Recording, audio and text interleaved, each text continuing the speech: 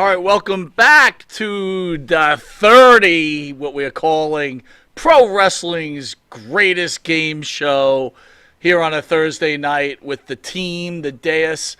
We're going to open up with the co-champions. Dan, the newcomer who wins the title, his first way into this federation. Dan, how are you? Oh, great. It was so much fun last week. I'm glad I got a chance to come back. This should be a lot of fun, and hopefully it's not as hard as you're making it out to be, but this should be a great time. Well, we're glad to have you, and what a game you had last week. Let's hope you can keep it up. And then there's Mr. Boston, who they call him Mr. President, Big Phil. Big Phil, a co-champion. How are you, sir? Doing great, man. I'm psyched for the challenge, man. I hope I'm the Bob Backlund to Dan's Greg Valentine. I prefer to be Backlund in the situation. Well, you're a two-time champion, though, right? Two-time. I guess, yeah. As Backlund, yeah. And then on the other end is the player, Mr. Benny Scala. Benny's had some very, very solid games. In fact, I thought he was going to win the championship last week, but I think the last question kind of stuck him out a little bit. Dan, how you doing there? Welcome to Playerville. I'm coming for the trifecta. This is going to be my third championship. And then the final contestant is the great ESO creative, Bruce. Bruce, you had a good game last week. The competition just was stiff. Yeah, it seems that way. Somehow I feel a little bit like the Brooklyn Brawler of the show for the beginning few weeks of it. But here we go. Let's see what we can do tonight. Bruce, this is like the Royal Rumble, dude. You just never know. You might just win it, and then you're in it, right? I want to thank everybody for joining us. Okay, question number one. And again, guys, I'll be shocked if any of you are prepared for any of these questions. Uh-oh. Question number one. Who is in the devil mask in AEW? As AEW World Champion, MJF is fond of saying, nobody is on the level of the devil. On September 27th episode of Dynamite, White was attacked by a group of assailants dressed in all black, one of whom was wearing a devil mask. He's accused MJF, or perhaps his best buddy Adam Cole, of launching this attack to derail his championship ambitions. My question to this board is, who's the devil and why? And leading us is the co-champion, Big Dan from the great show Dan and Benny in the Ring. Dan, you're on the 30. Go! Well, you have to hope it's a big name, it's a debut, it's somebody that's important and that's going to break records and actually bring some numbers. God knows AEW needs it. Unfortunately, AEW's recent booking has kind of led us to think that it's going to end up being more Black Scorpion and less big debut. It's going to be Brother Brutai under the mask attacking Hulk Hogan. I would love to see somebody I would love to see somebody in MJF's camp that you wouldn't expect, like a heel turn. I would love to see it be a Roddy or be an Adam Cole who are milking their injury. I think Devil's a little tall to be Adam Cole. I mean, I do not buy into at all the stuff that's coming out online that people are saying it's going to be somebody like a Punk return, and it's all been a big work this whole time. I don't give Khan that much credit for booking, but no, I think it's going to be somebody in the Adam Cole and Roderick Strong camp, and that's going to lead to an eventual heel turn. And I'm calling it, I think it's going to be the other way around. I think Adam Cole turns heel and they keep MJF face. There's too much money there. It's going to be somebody in that camp under the mask. Without question, it won't be the big spectacle, ooh-ah, that everyone is hoping for, that everyone thinks it is. I would love for it to be someone like a CM Punk, but there's no way, and I don't mean him specifically, I mean somebody of his caliber, but there's no way at this point with AEW's recent fizzle. But yeah, I think it'll be somebody from the Roderick Strong, Adam Cole camp. All right, Dan, that's good first round. And although I got to tell you personally, if it's any of the ones you mentioned beside Punk, I don't know if I'm too excited about it, that's for sure. That's like I said, I think it'll be more Black Scorpion. All right, Phil, co-champion, you're on the board. You're on the 30. Go. Well, they say it's better the devil you know than the devil you don't know, which kind of making me think maybe it's the devil we don't know. Maybe they're just kind of running a decoy too, and it's actually someone else, and maybe not a talent per se under the mask. You know, I always wondered when or if Tony Khan was going to summon his inner Vince McMahon and become the billionaire bad boy and somehow inject himself a little more actively into storylines and maybe bring his own group of people together. So that was one thought that ran through my mind. Probably unlikely, but it would be fairly interesting. Could it be Sting? He's the last person we'd think about, right? I mean, everything says, no way. And we really have to think, might it be a person who is directly in the opposite camp right now? And I think Sting could certainly fit that bill too. I think it's safe to say it's probably not going to be Kevin Sullivan. I know there's some rumblings about Jim Cornette. Yeah, Boston bad boy Kevin Sullivan. That would be a trip, wouldn't it, huh? I don't think he's too old, but who hasn't been more of a devil to AEW than Jim Cornette with his slings and arrows and barbs and criticisms and everything else? I think he'd make a great devil. He'd be just anti-AEW all the way. Just a lot of choices. I hope they really do something special Well with this. done, Phil. And good choices. I really like the Tony Khan angle. And then I wasn't even thinking about Cornette. That's a friggin' awesome angle. Yeah. All right. ESO. You heard the first two guys. Got a little bit of advantage here. Prep yourself a little bit. You're on the 30. Go. Okay, so first of all, let's get the obvious ones out of the way. We would love to see it be CM Punk. How great of a swerve would that be if they pulled the wool over our eyes again? And that would be one of the greatest works of the past 5 years of wrestling if they could pull that one off. So let's face it, that's not happening. It's AEW. Let's look at some of the wrestlers who it possibly could be. How about a Ric Flair? Come on, we just signed Ric Flair to a multi-year deal. Why not? Ric Flair has a history of going under a mask. Could be him. Hey, I'm not sure who mentioned Sting. Sting, he's been under a mask before. Absolutely, there's a possibility it could be Sting. Why not Adam Copeland? We just brought him back. We could just throw him into the mix. Or Luchasaurus is already under a mask. Could be him.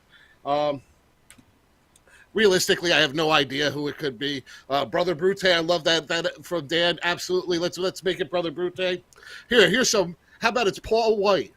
It's got to be Paul White. It's the giant Paul White. What do you do? Shrink, Bruce? I mean, wait! I got it. No, it's Mark Henry. It's got to be Mark Henry under that mask. That's who it is. I don't know. I'm sorry. I'm banging up here. I'm ruining my things, banging on my desk here. But yeah, definitely Mark Henry. Vince McMahon himself. Maybe it's Vince himself coming back. He did it in the corporate ministry. Why not Vince McMahon? Elias, I don't know. You tell me who's it going to be. You're pulling names now, man. Wow. All right, player. Time to redeem yourself, sir. In the final spot.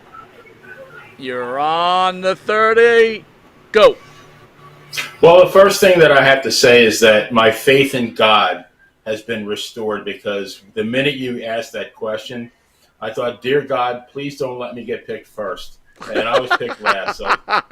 So far, so good. But I got to tell you, host Monty, that this question is about as exciting as a hand job from Stephen Hawking. Oh, my God. I want to get that on the record. So, I mean, who could it be? I mean, it could be anybody. Michael Monty is under that mask. It could be Mike Monty. It could be Jimmy Farrow. It could be Rosie O'Donnell. I mean, that's where Farrow is. Maybe it is Farrow. I think you might be right. Right. I mean, it could be Mighty Joe Thunder. I don't know if you guys remember him from 1983. Wrestled 4 of the most horrible matches in the history of the WWF. Even Lou Albano had a go around that one. But yeah, honestly, it's got to be somebody who, when they find out who it is, it's got to mean something. So it's got to be somebody who has some kind of correlation with MJF now, so that when it is revealed, it's like, holy crap. I got to say that, and I don't really follow the product that closely, but I would say if I had to make one guess, I'm going to guess it's Adam Cole because that would actually matter. I don't know if that matters, man, to be honest with you. I mean, how come none of you guys thought it could be Britt Baker? That's my guess. Right. The devil Right? could be a woman. Yeah. Devil woman. Yeah. And she's defending, Adam I don't know. Cole. In all fairness, the Devil's punches actually looked real, so I wouldn't think it was Britt Baker. Well, I got to tell you this, is if it has to be someone like Phil said and all you guys said that makes you want to watch this. If they unmask somebody and they shit the bed, it's like, what are you doing? Yeah. All right, guys. Next question. Brian Hebner says AEW has the worst refereeing in pro wrestling. Some of the most common criticisms lobbed towards All Elite Wrestling are centered around issues with AEW referees. Former WWE and Impact Wrestling referee Brian Hebner, speaking on Busted Open, was quite open about his problems with AEW's officiating. Refereeing is the shits, Hebner said, across the board. Hebner stated, today's referee make too many mistakes, and said it seems as though too many of them are taught incorrectly or just don't perform their jobs well. And he sees AEW being the worst offender. All right, this is the question, you guys. Is he right or wrong, and why? Opening it up is the player. Get you on the 30. Player, go. So, refereeing, I'm going to use an example of what a referee is to me. So, you go to work every day. Your office is nice and comfortable. For years, day after day, you come in, it's not too hot, it's not too cold. And you don't really think of how it gets hotter, like why it's perfect. You just know that it's perfect. Well, the one day you come into your office, come into work, and it's 77 degrees. What are you going to do? You're gonna call facilities and yell at them. Not regarding the fact for the last 2,577 days, you've had a perfect climate in your office. But that one day you don't, you're gonna let them know about it. To me, that's what a referee is. I mean, a referee should be the same thing. When you watch a match, you really shouldn't have to pay much attention to a referee. Referees they should stay out of the way. They should do their job and, for the most part, not really have anything, they should look incompetent in a tag team match because they should always miss that tag and things like that. But I would have to say I've heard many things along the same lines. So I'm gonna agree with the guy. I'm gonna say that the AEW referees are the drizzling shits. Good job, player. All right. In the second spot, Bruce from ESO. Get you up on the board, buddy. You're on the 30. Go. Okay, so overall refereeing itself is kind of a little bit of a lost art. When you go back and look at the referees of the past decades, the Earl Hebners, Dave Hebners, even looking back, like let's say Danny Davis, Teddy Long, they were able to be part of the story without overshadowing the storylines. They were able to help progress things. Nowadays, you don't see that as much. One thing that I saw recently in an AEW match was how much the referees were going above and beyond to hold the gimmick in place so that it could happen. I don't remember exactly what it was, whether it was holding ladders in place so that they could climb up and jump off of it. These things shouldn't happen, especially on camera. I think it's a little bit of a lost art. They should progress the story without being part of the story. The old times. I think back. I had no idea who Danny Davis was as a referee until the day he turned on I believe it was the Bulldogs and the Hart when the Hart Foundation won the titles. Those were the days of the true referees. Before that, nowadays they just seem to be just out there. They fall at the wrong times. They take bumps that are unrealistic and disappear for an absurd amount of time. No, I don't think it was like the old days. I have to agree. I think it's referee in general, not just AEW referees, though. Well done, Bruce. Wait a minute. I think the impossible's just happened. Bruce, you are in first place right now. Wow. I didn't think that would happen. Nice. Good job. All right. Co-champion. The president. You're on the 30. You know the question. Hit a home run. Go. Well, just like they say with kids, not that I agree with this, but kids should be seen and not heard. At least that was the old school way of parenting. I think the same is for referees. They should kind of just blend in the action, you know. And yes, back in the day, we knew our referees, and they were so distinct and unique, and they were often named. But at some point in the WW, then F, Vince McMahon stopped referring and stopped having his commentators refer to the referees by their name. They became just persona non grata, just no name, just the official, the official, the official. And I think that's kind of the capacity they should serve. I mean, other than, say, Aubrey Edwards, you know, I can't name another referee in AEW right now. And to me, I think that's how it should be. And, you know, and as others have said, they should at their root kind of be incompetent anyway. And that's what makes for a good match, to build a good heel, to build that good tension. There should be some degree of incompetency with the referee. So I'm all for that, you know.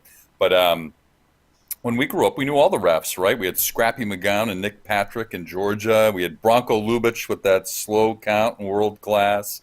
David Manning. We had Dick Worley with that broken nose up in WWF. Danny Davis, of course. A very tall guy, Dick Kroll. That's something AEW shouldn't do, is have tall referees, too, because they would tend to stand up. So I think in the sense in choosing body types and that sort of thing, they're solid good. Points, Phil. Great round. Thank you. Great points. Bringing back the old school referees. It's funny, those referees weren't involved, but we knew who they were, right? Yeah. And I mean, you're right. You know who they are, just shouldn't be heard. Dan? Bruce was in first for a second there, but quickly Phil just stepped on his head and squished it. All right, Dan, get yourself back into this. You're on the 30. Go. 100% AEW has some of the worst officiating I've ever seen. You guys hit it on the head. They're too involved. They're overly involved. You see moments where they're holding ladders, especially because the refs don't seem to know where the hard camera is. There's so many clips of referees handing blades, handing objects, openly talking to wrestlers. It's awful. But the worst part from AEW's officiating is they are going to end up getting someone killed. Just recently, John Moxley dropped on his head in the middle of a match. Rick Knox, who you only know by name because of how terrible of a referee he is, just stands there, clearly checks on the guy. Hey, I'm pretty sure he's half dead. Lets him get picked back up, gets another pile driver on his busted head, his clearly concussed brain, and then ends up botching the finish because clearly Moxley wasn't supposed to lose that match. You go back to one of the earliest AEW pay-per-views. Matt Hardy falls off a ladder, smacks his head on concrete. Aubrey doesn't stop the match, lets him go. What the refs are doing, they're missing so much. And of course, let's be honest, tag teams. Tag teams are awful. Where's the 5 count after a tag? You watch matches. Where's the count out? You watch, just recently, again, I hate to sound like I'm picking on him. Moxley goes out of the ring. He's out of the ring for over 90 seconds, and they still do the 10 count spot where he rolls back in. They're not counting. They're getting buried. The fans can't follow rules. They are just terrible. Well done, man. Great points. Are the wrestlers responsible, though, for what's going on in that organization? I mean, at some point, the referee should be like, if you can't get back in the ring, I know what the finish is supposed to be. I'm still going to count you out. You would think so, but, I mean, it's the inmates running the asylum. I guess you're right. All right, question number 3. The Von Erich family. The tragedies that plagued one of the wrestling's most iconic families would seem like something only Hollywood would imagine to those non-familiar to the Von Erichs. A wider audience outside the wrestling fandom will soon be exposed to just and when The Iron Claw starring Zac Efron is released on December 22nd. There's something the movie may not explore, however, due to its controversial nature. Rumors and gossip throughout history have given birth to what they call known as the Von Erich curse, which stems from the gimmick portrayed by Jack Atkerson, sorry I pronounced that wrong, also known as Fritz Von Erich. As he rose to fame during his time in the industry, the man who started the Von Erich dynasty chose to portray a Nazi, wanting to stand out as a heel, according to the superstitious rumor that the gimmick cost his family dearly. Feelings on the rumor that Fritz Von Erich put the bad juju on his own family just to reach heights as a Nazi villain. Agree or disagree? ESO, unfortunately, you're up first. This is pretty tough. You're on a 30. Okay. Go. Okay, I actually have read a little bit about this, and Fritz did. He when he was wrestling as as that Nazi sympathizer, his family was pretty much in the middle of nowhere. He had them on like a farm, and he didn't talk about his wrestling career and stuff like that.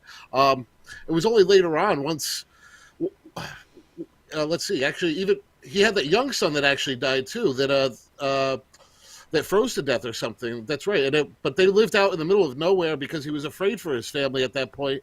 And unfortunately, I think the family suffered even before they became famous. They were suffering the Von Erich curse because they were living in that solitary environment away from other people. As far as the Von Erich curse, it's pretty obvious something, I'm not a superstitious person, but man, let's face it. Between the young kid who I don't remember if he was drowned or was electrocuted, and then David Von Erich, Mike Von Erich, Kerry Von Erich, you have to feel really bad for that lone survivor, Kevin, and imagine what goes through his head as in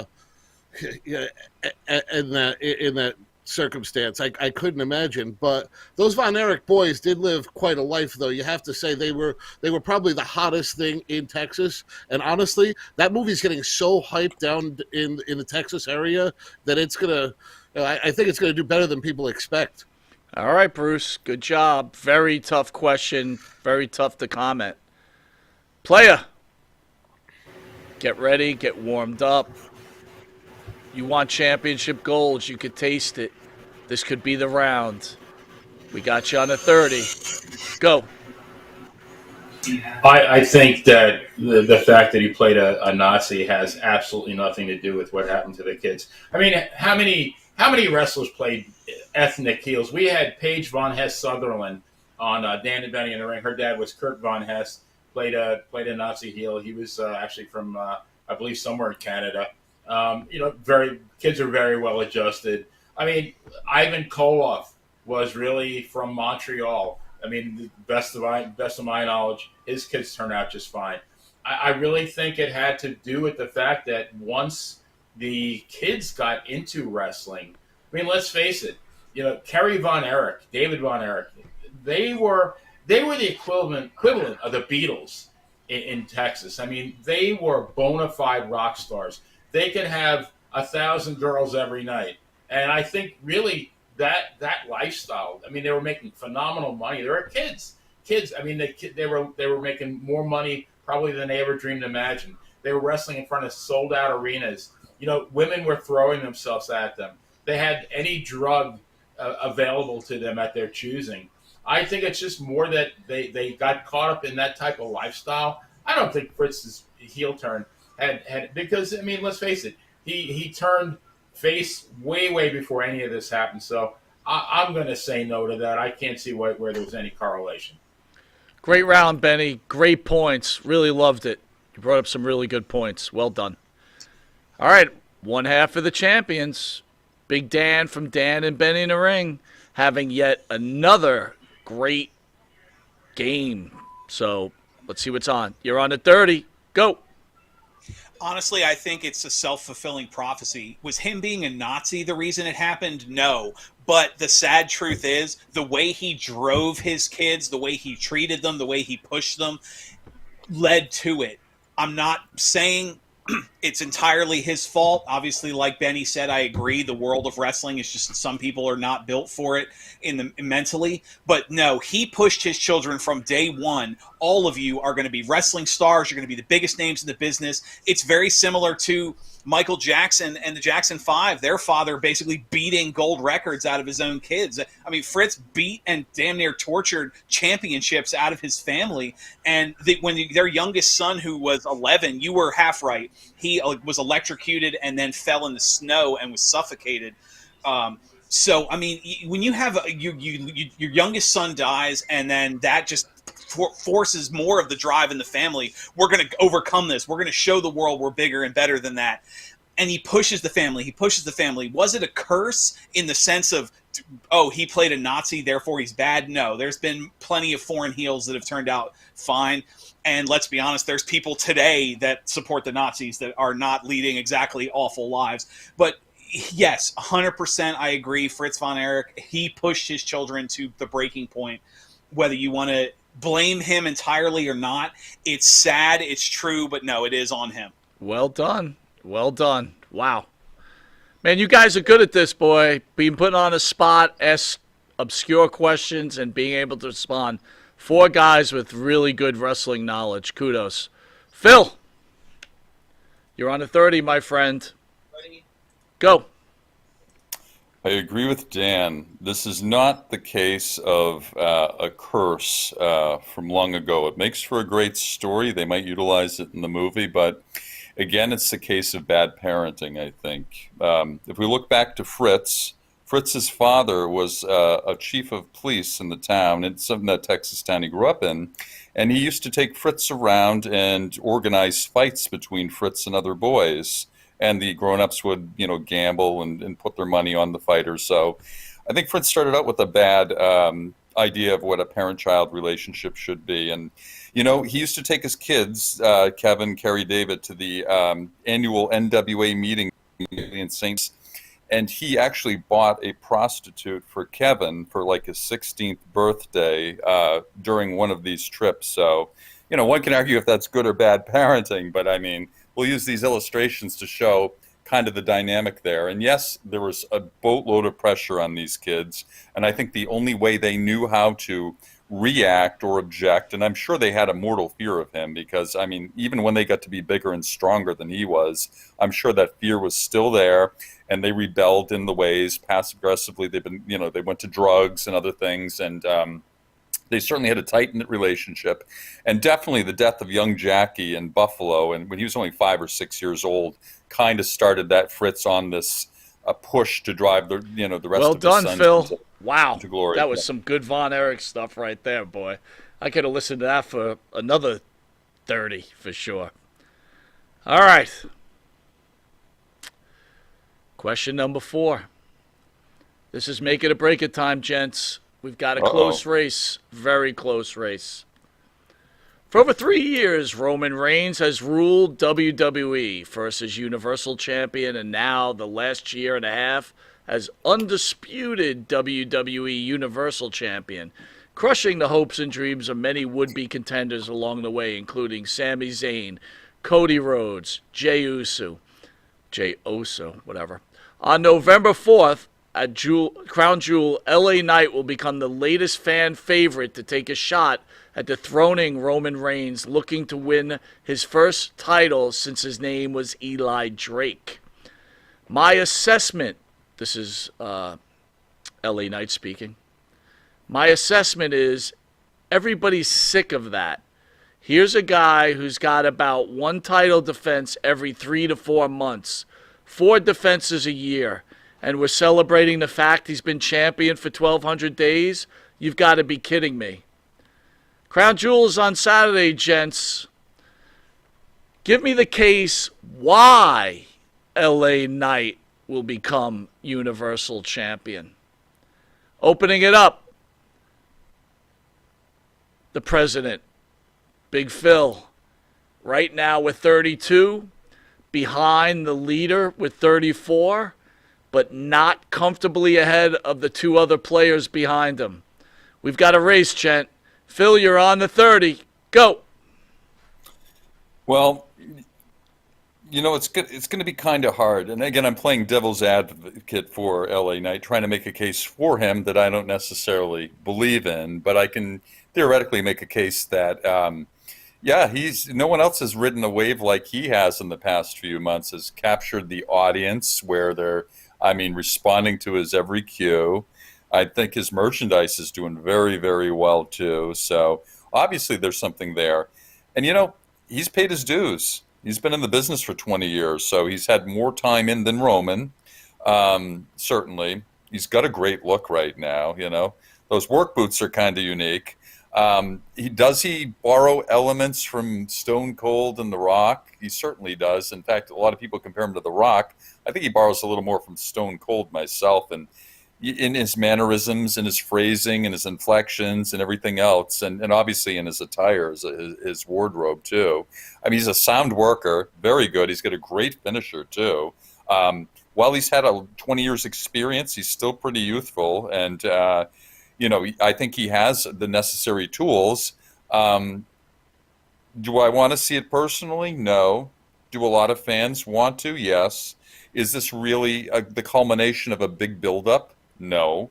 If it's going to happen, maybe it will happen on foreign soil. I couldn't see this happening. Well done, here. Phil. Well done. Putting up a case that there's not really much to put up a case for, right? I think we're all in agreement there. Dan, tell us why LA Knight should dethrone Roman Reigns. You're on the 30. Go.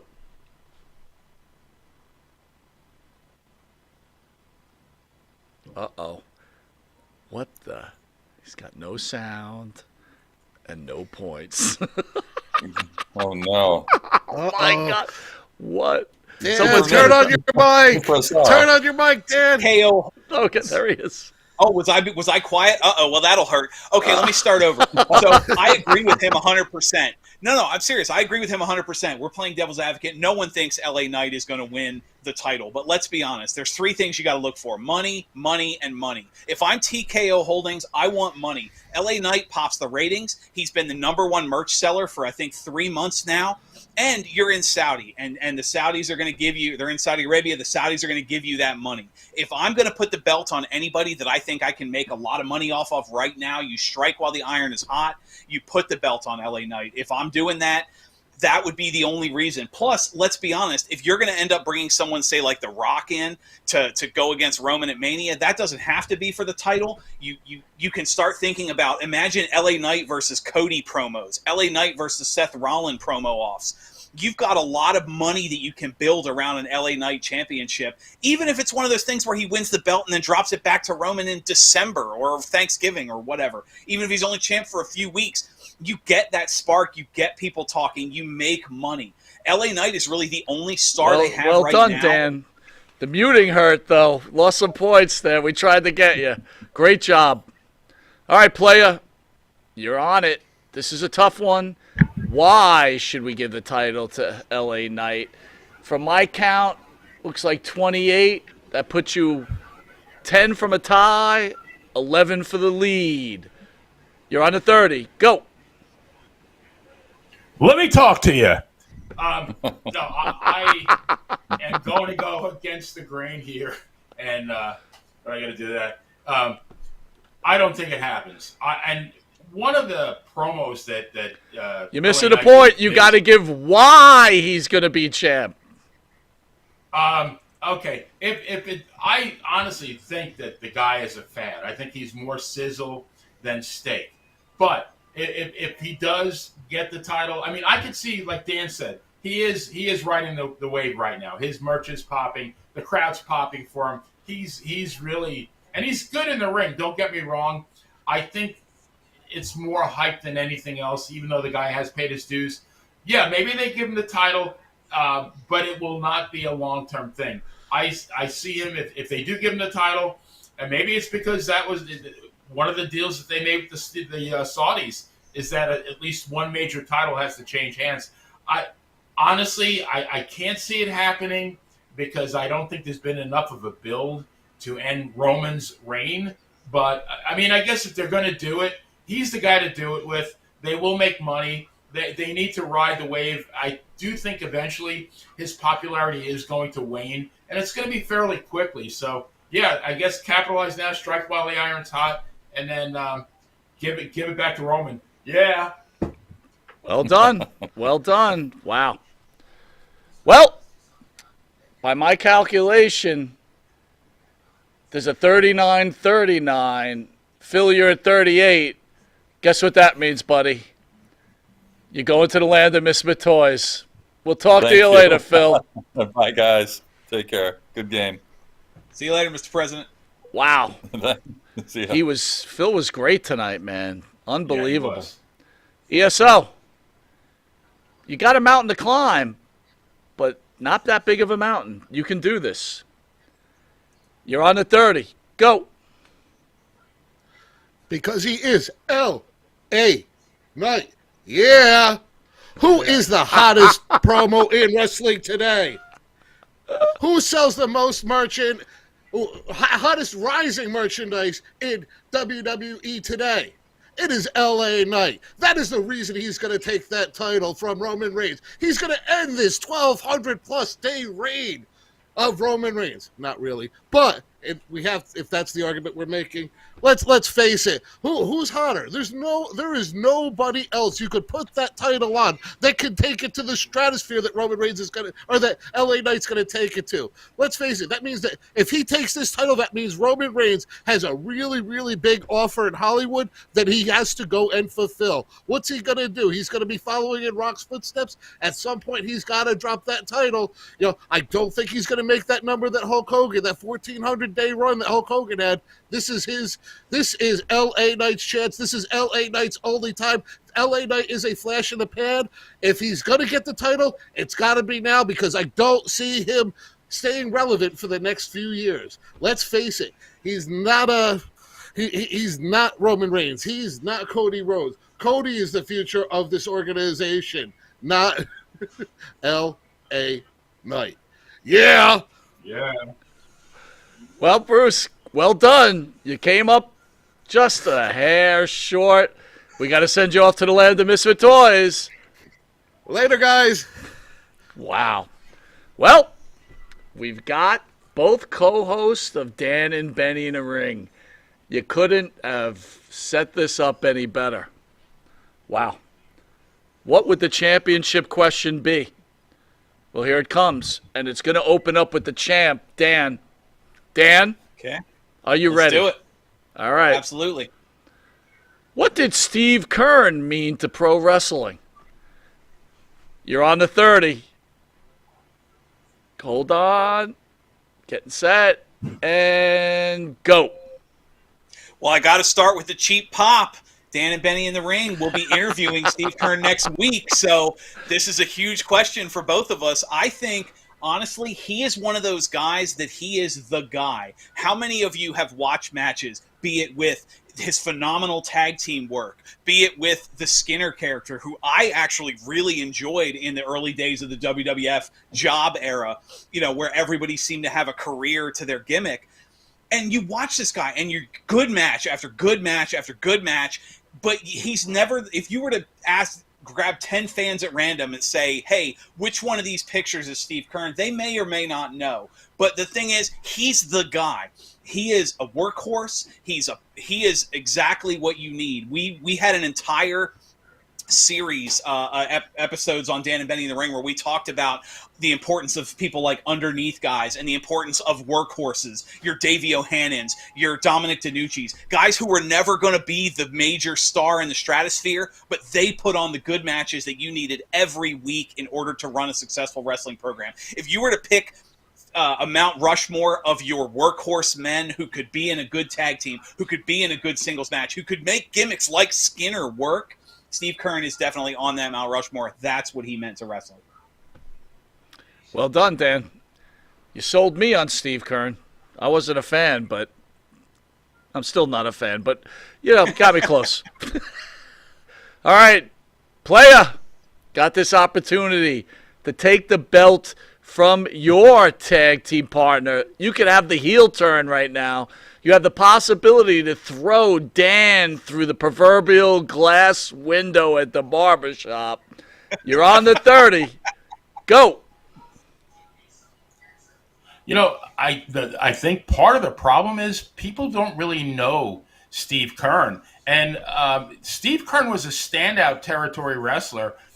He wrestled as part of the Fabulous Ones with Stan Lane in Memphis. They won gold everywhere.